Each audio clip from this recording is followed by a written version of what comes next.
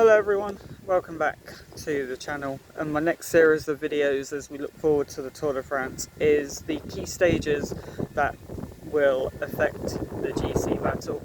And I'll kick things off with stage 2.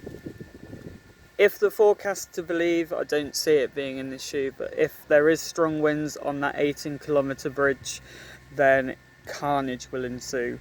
But at the moment it looks like there is a headwind, and it's only about 14k an hour, so nothing that will do any damage. Stage 5, you've got 11 sectors of the wonderful cobbles of the Hell of the North, 22 kilometres in total, and this is a stage where if it's wet will be absolute carnage, but as we've seen over the years, if it's dry, not much will happen in terms of GC action.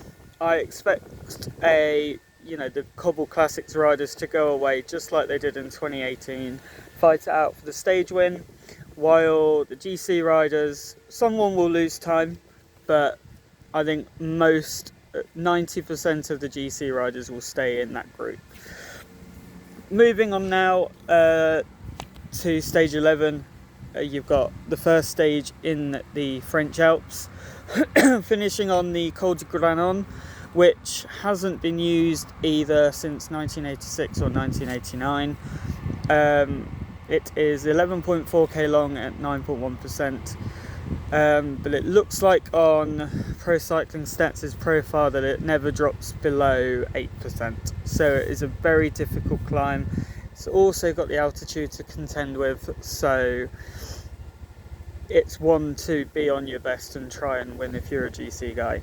And yet the day after, they've got Alpe d'Huez. Stage 12 takes us over the Croix de Fer, the Galibier, then the Croix de Fer, and then on to Alpe d'Huez. It's the classic sort of Marmot style route, which is quite nice.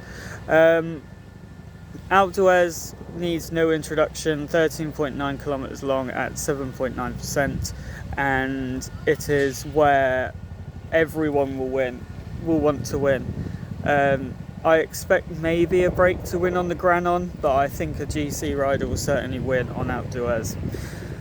Moving ahead, you've got a couple of transitional stages, including a punchy finish at Mende, the airport, but I don't see that having much of an issue.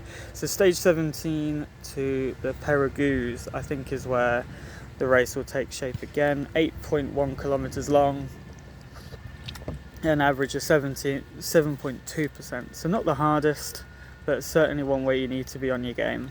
If there's a breakaway early in that stage, I wouldn't be surprised from a GC rider. The final mountain stage and the final summit finish is to Otakam on stage 18, 13.5 kilometers long at an average of 7.9%, but has a very difficult middle section. So it's the final time the climbers like Martinez and Yates and anyone can put time into the time trialing GC riders, so I would hope to see a lot of fireworks. And following on from that, the stage 20 ITT will decide the race.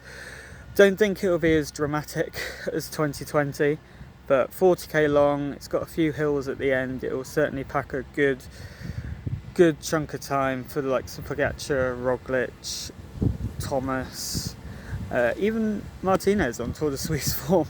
So there are my key stages. If I was to choose a really key stage where GC will really be played out, I think it will be on Alpe d'Huez.